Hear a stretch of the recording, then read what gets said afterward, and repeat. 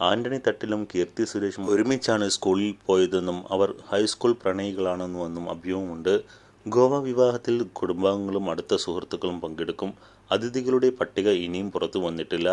ചലച്ചിത്ര നിർമ്മാതാവ് ജി സുരേഷ് കുമാറിൻ്റെ നടി മേനകയുടെ മകളാണ് കീർത്തി സുരേഷ്. 2000കളുടെ തുടക്കത്തിൽ ഒരു ബാലതാരമായാണ് അവർ സിനിമാ ലോകത്ത് എത്തിയത്.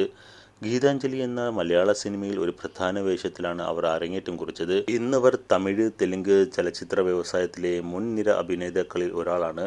ഇതിഹാസ താരം സാവിത്രിയുടെ ജീവിതകഥ പറയുന്ന മഹാനടിയിലെ അഭിനയത്തിന് അവർക്ക് മികച്ച നടിക്കുള്ള ദേശീയ അവാർഡും ലഭിച്ചു.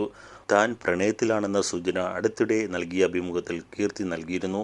പ്രണയത്തിലാണോ എന്ന ചോദ്യത്തിന് താൻ സിംഗിൾ ആണെന്ന് ഒരിക്കലും പറഞ്ഞിട്ടില്ലെന്നായിരുന്നു കീർത്തിയുടെ മറുപടി.